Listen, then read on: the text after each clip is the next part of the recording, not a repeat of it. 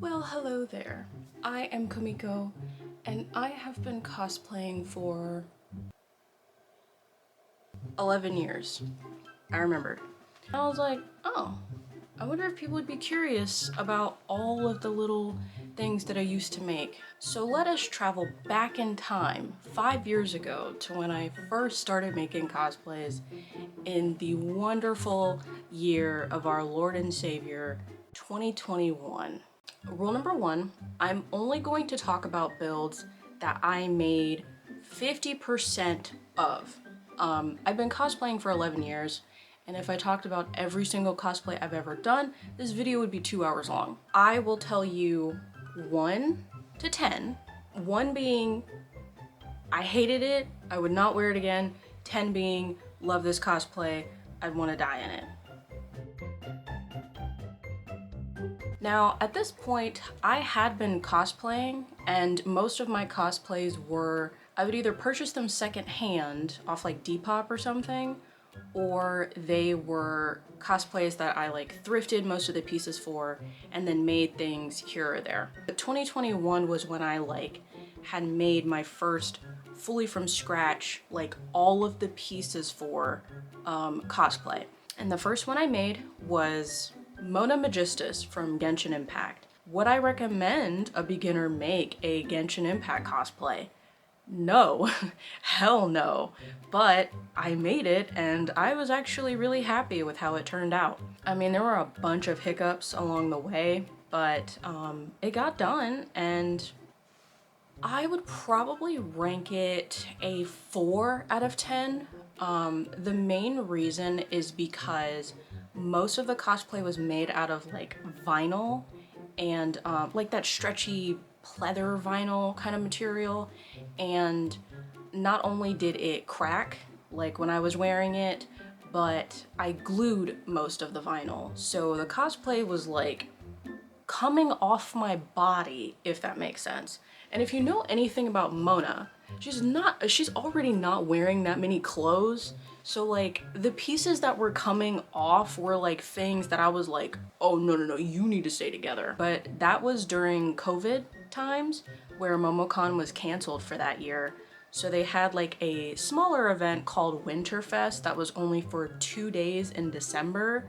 So that's where I debuted my Mona cosplay at. Wearing a Mona cosplay in December is crazy work in and of itself, but that was a time back then. That was a time. My second was Blitz from Hell of a Boss. This was when the pilot episode first came out and all of the drama that entailed about the questionable beliefs of the creators were not out yet.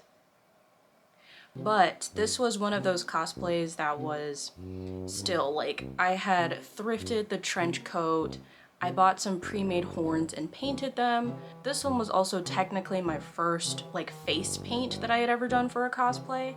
And because it was COVID, we all still had masks. And when I tell you all of my Mayron makeup from like here down had just come clean off my face, this one photographer was being super weird and was like, will you take off your mask for your photo? And I was like, no, you don't want me to take off this mask. First off, it's a weird thing to ask somebody, but two, no. Like, here down is not Blitz. So that one, I'll give it a 5 out of 10. Wouldn't cosplay Blitz again for reasons, but I think it came out pretty decently and I was pretty proud of the makeup. Now let's move on to 2022. So this was when MomoCon and most cons had finally started to open up again. So we actually were able to go to MomoCon the regular dates all 4 days that they have them. The first cosplay I made was Mona again. So I wanted to go the route of sewing the cosplay instead of gluing it, since we had that problem of the pieces coming off while I was wearing it. So I had decided to make like a corseted bodysuit, but I didn't know anything about corsets at the time. The craftsmanship is really good. I think it looks really good, and honestly, I wish I didn't sell it because it would be nice to look back on that work, just to see what my sewing was like back then. but I'm still gonna rank it pretty low, maybe like a 5 out of 10. I distinctly remember these shoes that I bought. I was so anal about getting the most canon shoes for Mona, and they were a nightmare on my feet, like absolutely awful to wear. It stayed on my body, so it was an improvement from the first one, but it was a nightmare to wear. Like, that was technically the first time I had ever competed, which was at MomoCon. I competed in the beginner category, and I didn't know what prejudging was. I didn't have a build book with me or anything. I literally just made the cosplay, got in line, and applied. And I was so like not confident in the cosplay, I didn't even do the walk that year. I just did prejudging. The next cosplay I made was Xiao from Genshin Impact, and I unfortunately do not have any photos of me wearing it, as I didn't actually end up wearing the cosplay. I think I had intended to wear it to MomoCon that year, but I had pretty much made half of the cosplay and decided that it wasn't good enough, and I didn't think I was gonna like how I would look as Xiao. So I ended up just selling all of the pieces I had made, and unfortunately those are the only photos I have, so I didn't actually finish the cosplay. For that one though, honestly, I looked back at it recently and I don't even know what I was thinking. I don't know what Komiko was on back then, but the cosplay looked just fine to me. I'd give it a 6 out of 10. The next cosplay I made for MomoCon that year was Aerith. I had purchased a second-hand Aerith cosplay and I did not like the plasticky velvet that they used, so I decided to make my own.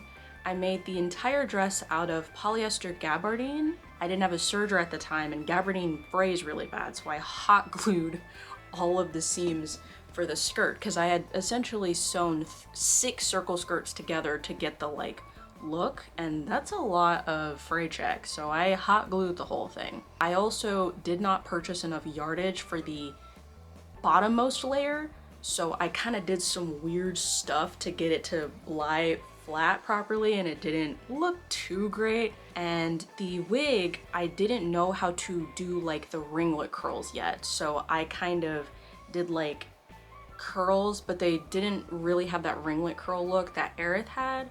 The wig actually turned out pretty good. Honestly, I'd probably give it a 7 out of 10. Not a bad cosplay.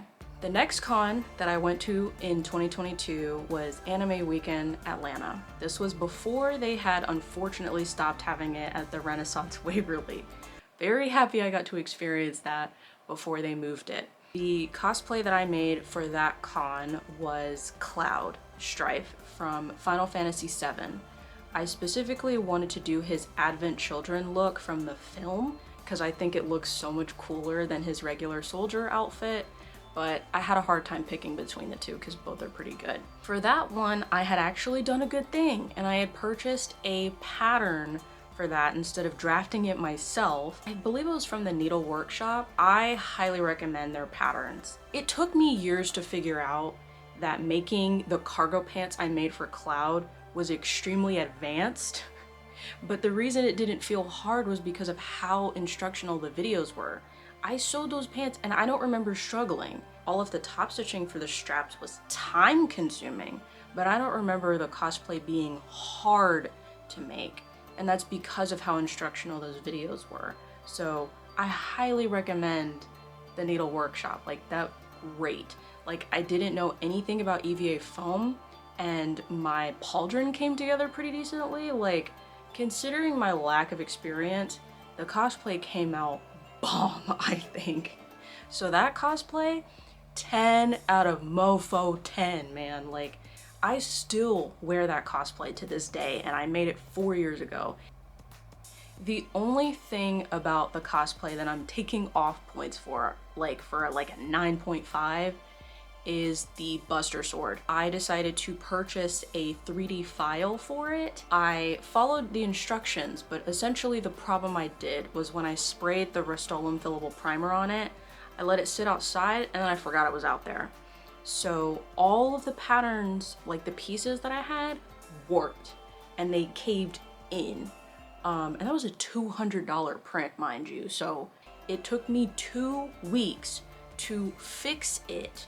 So it didn't come out great, but it was the best I could do with the knowledge I had. Because I mean, how much can you fix like warped plastic, you know? The other cosplay I made in 2022 was my Gunner Yuna cosplay. That one I had purchased, not a pattern, but I purchased like the making of Yuna thing on Etsy. And I basically used that more so, I didn't follow it to a T, because at this point I had made a few cosplays, but I mostly used it to get an idea of like, okay, how did you do this? Okay, I like this idea, I don't like this idea, but now I know I want to do it this way, if that makes sense. The other thing is that my sewing machine that I used, the Singer that my mom had purchased for me and was kind of like my childhood machine, had like broke up like beyond repair. And this was like a month to Anime Week in Atlanta.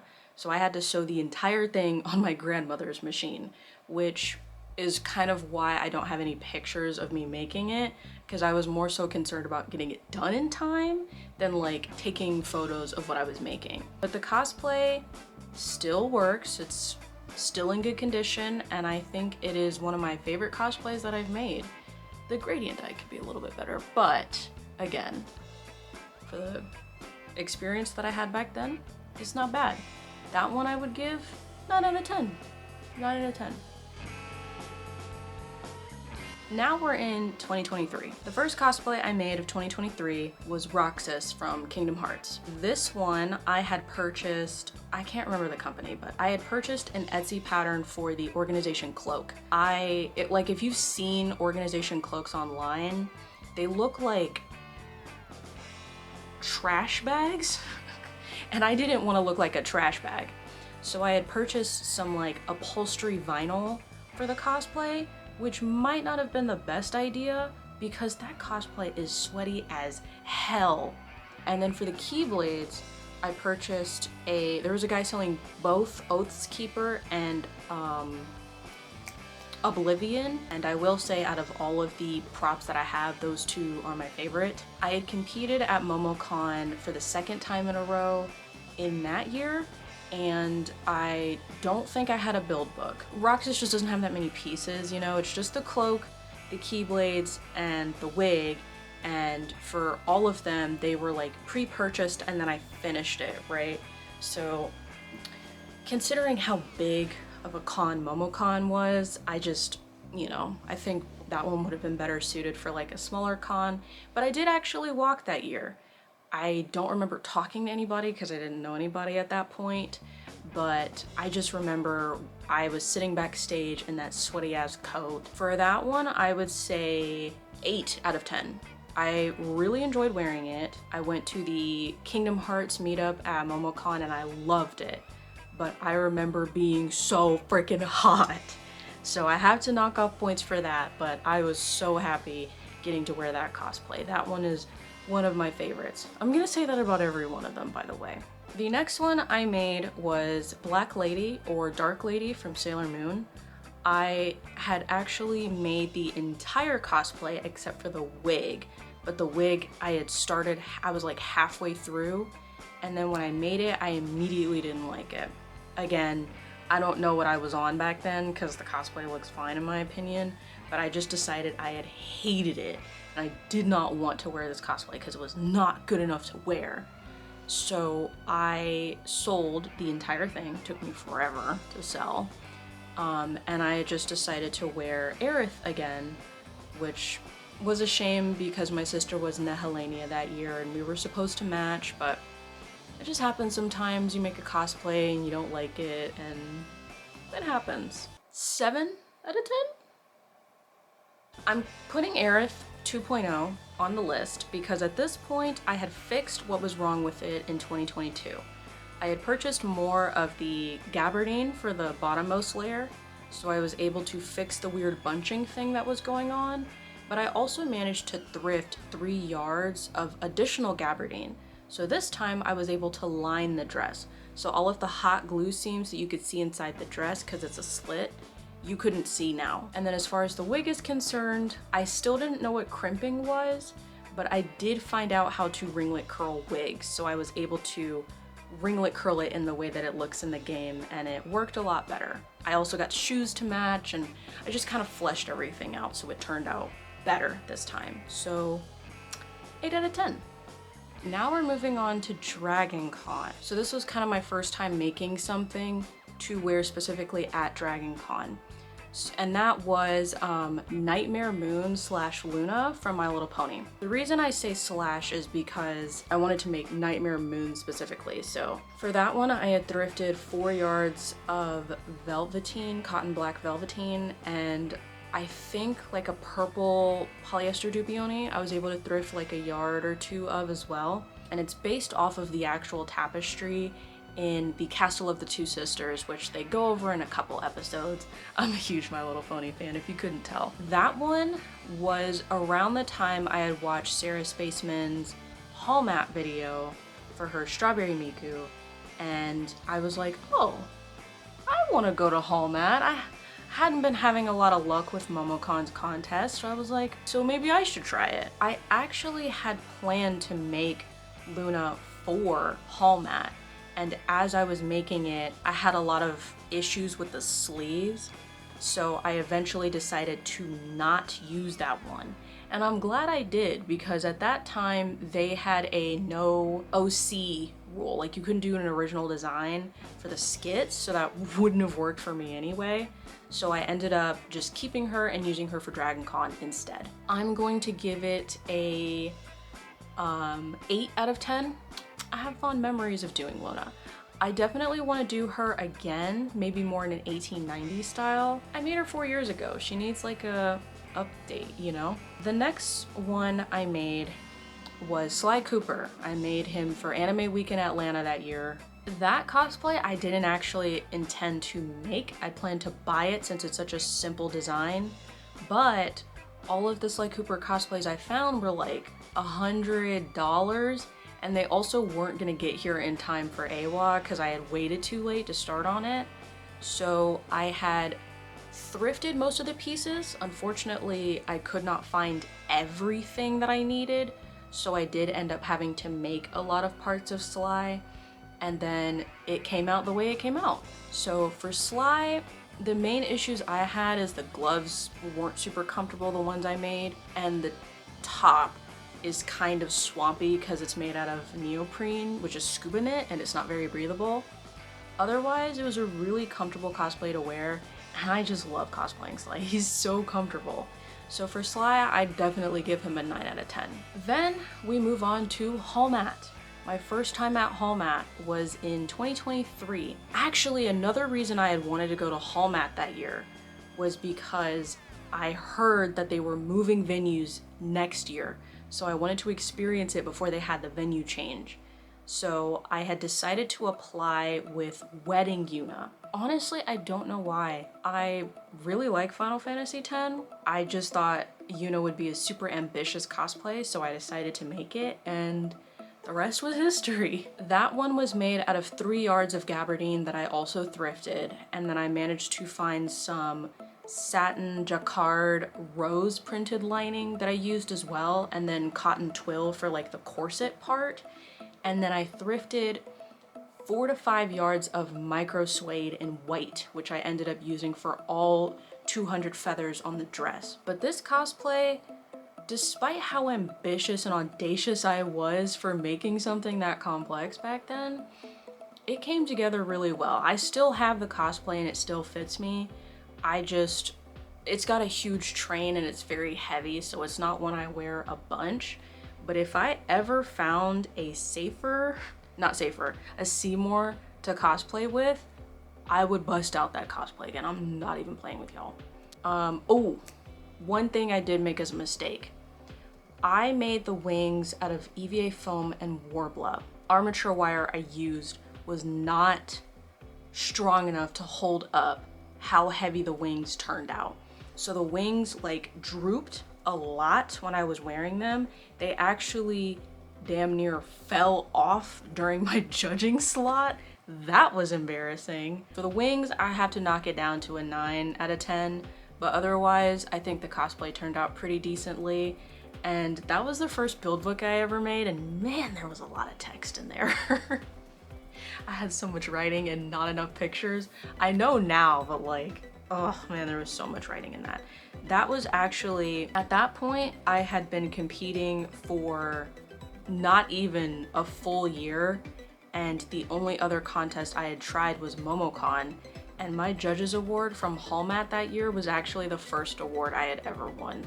I don't know what audacity I had to enter a contest as big as WCC with the lack of experience I had.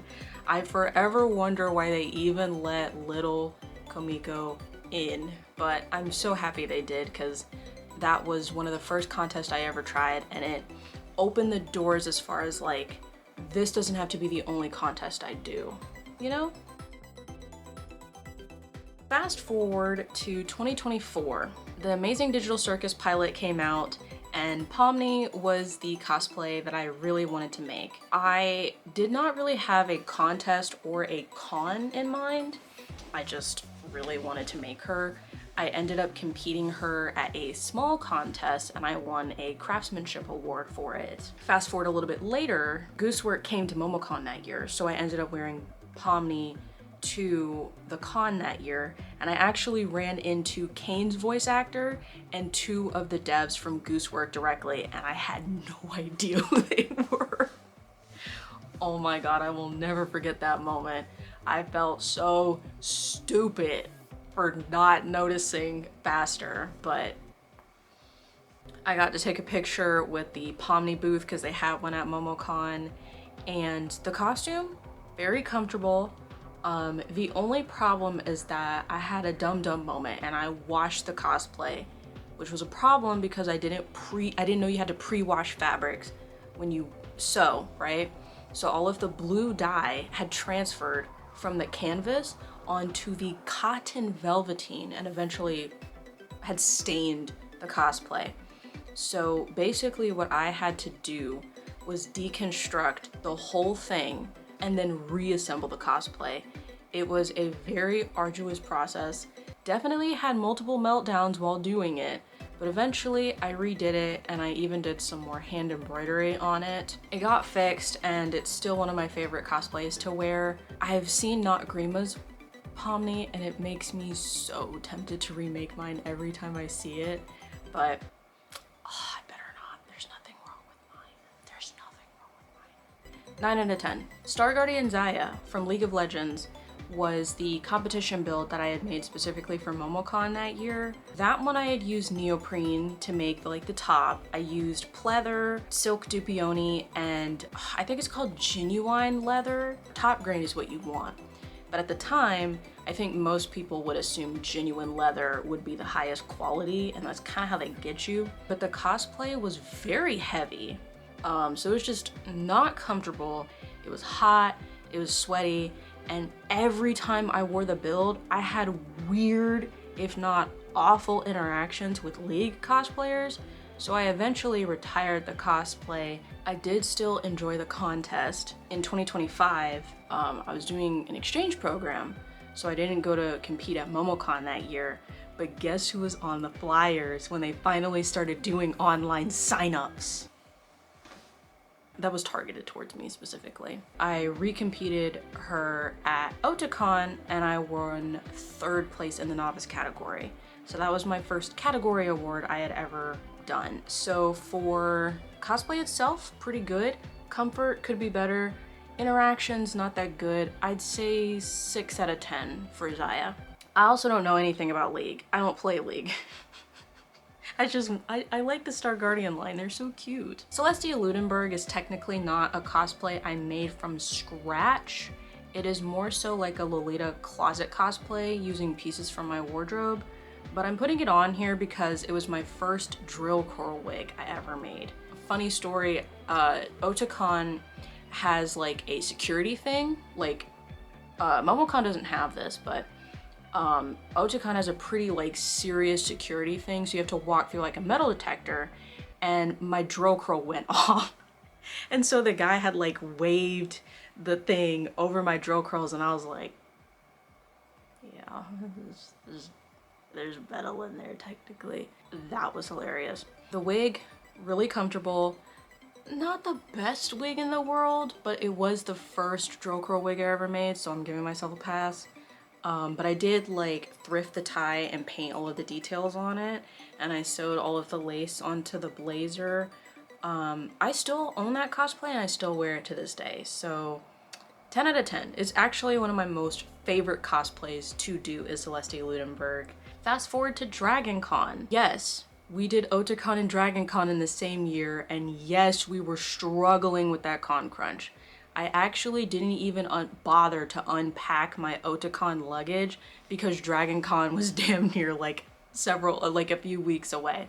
But that, I'm coining this one my Aerith 2.5 because it was the same dress. I didn't do anything different to the dress.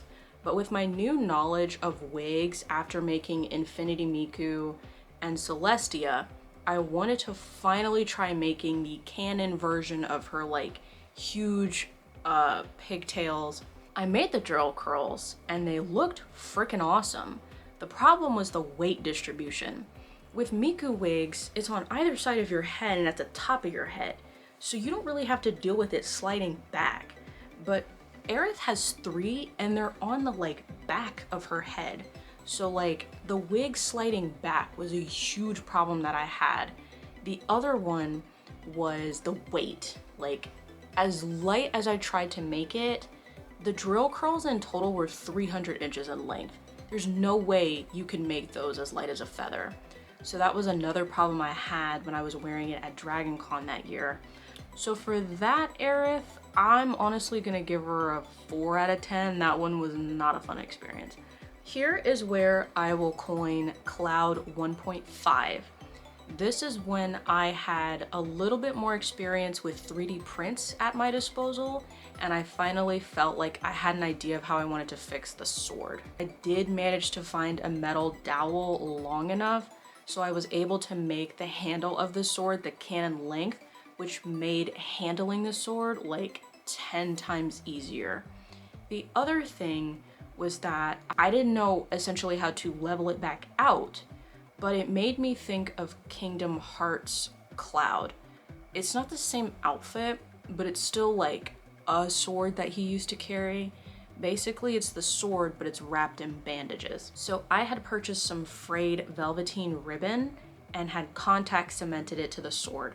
So not only did it help to fortify the sword since it was starting to separate at certain areas, but it also meant I could cover up all of the imperfections of the mistakes I had made 2 years prior. The only problem was that I used frayed ribbon, so it like makes a bunch of fuzzies on the back of my twill cape. I went to a CVS at Dragon Con. The only like fabric glue thing that they had were these scented Elmer's glue sticks. So I used those to fray check the ribbon of the sword. And I did that in the Peachtree Hub, like the things we do for cosplay. I would say 9 out of 10. The next cosplay is Shadowheart. It is this photo here, if you've ever seen it in the back of my photos and wondered what that is.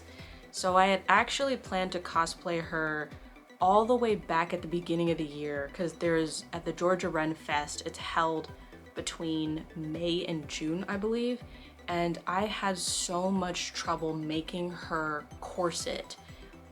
Leather applique on a corset is actually really hard. It was something that just sat in the back burner for basically the entire year. I actually was considering giving up the entire time I made this cosplay. It fought me every single part of the way, like even the wig fought me.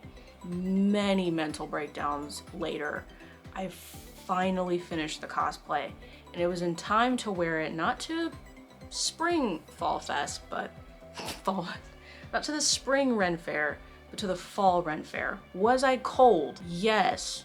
Was I happy I could finally wear a cosplay that took me like 6 months to make? Absolutely. Neil Newbone had went to Dragon Con, and I wanted to have Shadowheart done by then, but he went to Hallmat, so I finally was able to get my photo with him in Shadowheart, and he told me that I looked amazing, and I was like, thank you. It was a full circle moment. 10 out of 10 cosplay. It does sag in the back because booty problems, but 10 out of 10 cosplay. Then for haul mat, I had made Rosanot Miku. That was the big Miku build that I was super inspired to do after seeing Sarah Spaceman's Strawberry Miku. But I'm not a huge gingham fan, and when I found out what Rosanot Miku was, basically gothic historical Miku, I was like, yes. If you haven't watched the video, definitely go watch it. It was a very daunting project that took 6 months of my life. I think one of the hardest parts of the cosplay was just figuring out the weight. I had the skirts weighed when I had to ship them to Katsucon later. I'll get into that. But the skirt weighs damn near 9 pounds. At that time, that was probably one of my hardest losses in my cosplay competition experience. I put it away for a while, and then I had recompeted it at Katsucon the following year in 2025.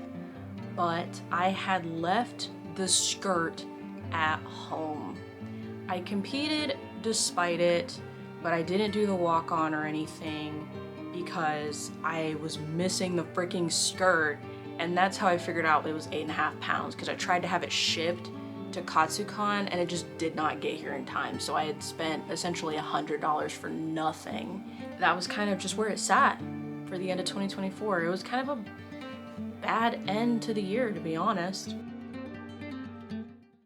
I went to Katsucon, and Katsucon just felt like the it con for me, basically from the internet. So me and my sister really wanted to go, so we ended up going that year. I had essentially last year, 2024, was when Yaya had made her Adia Cromer cosplay. And I had played Final Fantasy VIII last year, and one of the reasons I didn't want to cosplay her was because I didn't want to figure out the helmet. So not only had I met Yaya in her Adia last year at Dragon Con, but that was also when the files from the Dangerous Ladies came out for the helmet. And I was like, this is the only reason I didn't want to cosplay her. So now I gotta cosplay her because I love this character. So I started making Adia Cromer because I really wanted to cosplay her. And then all the pieces just seemed to go into place because Yaya had posted that she was going to bring her Adia to Katsucon. So then I was like finishing the cosplay because I wanted to meet her and we could match. Like, what a cool experience. So I finished the cosplay, and the only thing that didn't get done is the yellow contacts that I had purchased did not come in time. They actually arrived while I was at Katsucon. Like, when we checked in, that's when they showed up. It always works that way, doesn't it? So I didn't get to wear my cool contacts, but I did get to meet her. I got her print and she signed it and we took photos together, and it was like the greatest moment of my life. So for that experience, I would say 10 out of 10 for the cosplay. I did get the contacts, and then I ended up wearing her again to Dragon Con that year, and I had the contacts. So full circle moment there, and honestly, she's one of my favorite cosplays to do. I might wear her to Dragon Con again this year. Just knowing me, that's probably where this is going. Oh my god, I didn't rank Miku. Miku, for that year, for 2024, I would give Miku a 7 out of 10. I had skipped MomoCon that year. That was also the year that they had finally done online signups for MomoCon. If you don't know, hundreds of people apply and we all have to get in a line. And in 2024 specifically, I heard it was super cutthroat that year because people weren't getting in to the contest. So this year they finally did online signups, and they were vetted online signups. So there was going to be a cap on how many people could apply. And I really wanted to compete that year, but I couldn't. So I ended up competing at Anime Expo instead because a friend at the time told me it was a really good con. So I brought Aerith 3.0. Same wig. I basically figured out the weight problem, and you can watch the video to see how I figured it out. But I was super into historical builds, and I had made like an 1840s, 50s version of Aerith. Other than the skirt being really heavy and my arms kind of being obstructed, I loved the look of the cosplay, and I felt so beautiful wearing it. So for that cosplay, I'd give it a solid 8 out of 10. The other cosplay that I had made for Anime Expo was Hysteria Alice from American McGee's Alice Little. I really liked the Hysteria Alice look, and I ended up making it out of like vinyl, and I had purchased like some dead stock Demonia Torment 804s that I found for the cosplay, and I really liked how the cosplay turned out. I think the main problem was that I made it out of vinyl and it was super hot to wear, and I also wore it in the summertime in LA, so it was just so hot and swampy. But when I got back from the con, I did compete the cosplay I made. I did win a Judges Award, so yay! I think my favorite parts of that cosplay were the gloves. Like the gradient dyed gloves I made look so freaking cool. So for that cosplay, I'd give it a solid 8 out of 10. So then I did her regular Alice look. I didn't really make it for any particular con in mind. I just knew that the botanical gardens here had like a limited Alice in Wonderland exhibit, and I wanted to wear the Alice cosplay to there. That one I would give a 6 out of 10. The main problem was that the fabric store I went to did not have that like perfect sonic cobalt blue that her dress was. So I ended up using something that was more of like a duller jean blue, and not only was it super hot, but it was just not the right color. The next cosplay I made was Love Ward Miku. I just really wanted a hospitality doll inspired dress. They have some from the brand Metamorphose Tom Stiffy, but they usually run for like $800 to $1,000, so I decided to make my own. I was like, oh, I feel like this could work for Love Ward Miku. I wanted to wear something casual to Japan Fest, so I had worn that. My sister had kind of gave me a challenge to make like a casual cosplay, because at this point I was making all of these super intricate builds, and she was like, I bet you won't buy an Amazon wig. And I was like, bet. The patterning could have been better. I'm gonna give myself a pass because it was one of those like gored dresses that has no waist seam, and those are really hard to self-draft. I didn't know that they had patterns for those, otherwise I would have used that. So for the weird patterning in the back, I'm gonna take it down to like a 9 out of 10, but otherwise, really comfortable cosplay. I did end up learning the dance that they did, the Just Dance version for Love Ward Miku, and there was a lady who was not like a cosplayer, like she was just kind of there, and she stared at me the entire 15 minutes I filmed myself doing that dance, and that was awkward. Fast forward to DreamHack, I had heard horror stories about the contest, so I figured it was going to be bad, but I had finally gathered the courage to revisit my Rosanna Miku cosplay. So at that point, I was like, I don't care if the contest is gonna suck. I just wanna like give this cosplay that I had spent 6 months making the light of day again. I wanted to fall back in love with this cosplay that I had made.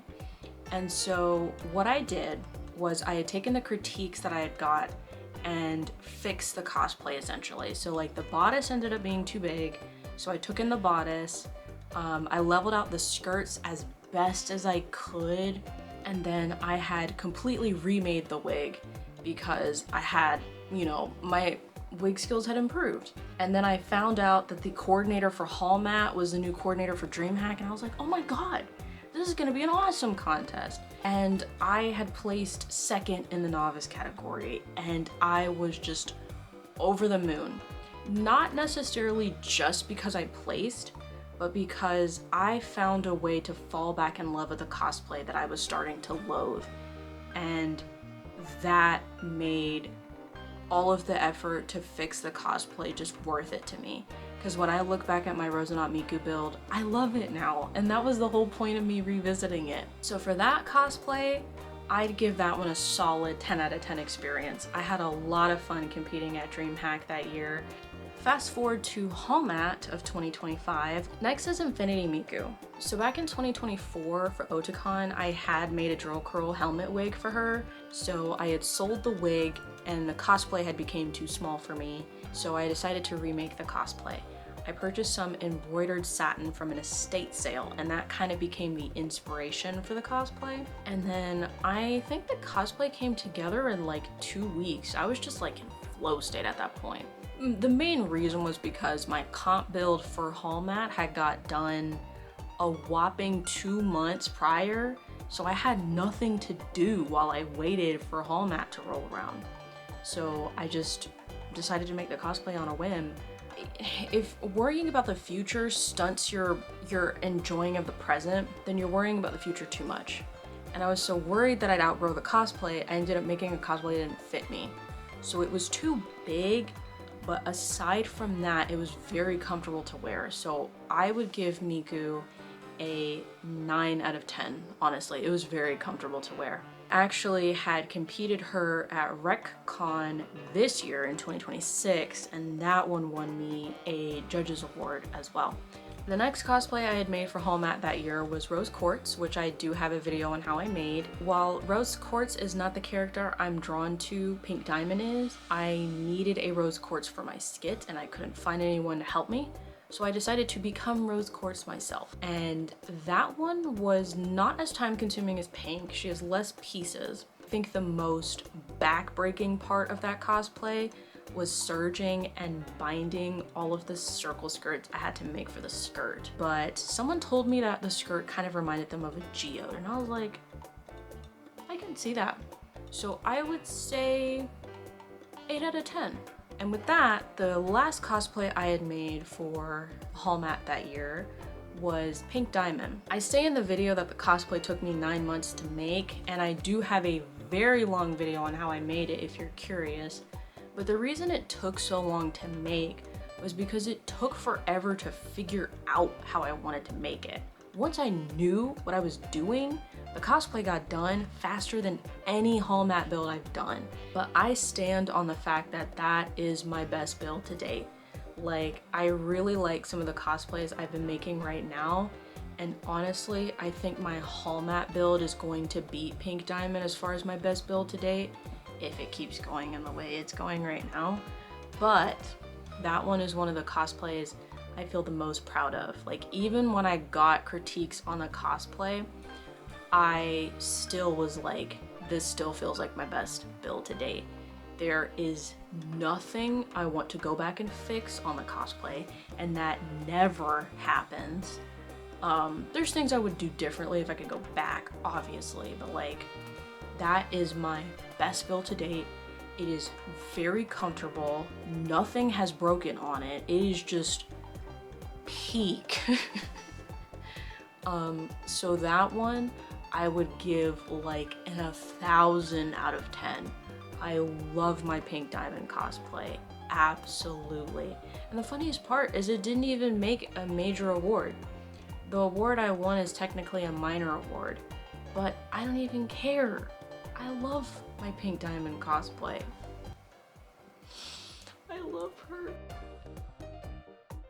And now we are at 2026, which is the year we are currently all suffering in. First build I made of 2026 was Summoner Yuna. I actually had made her with the intent of bringing her to a smaller con I went to last year.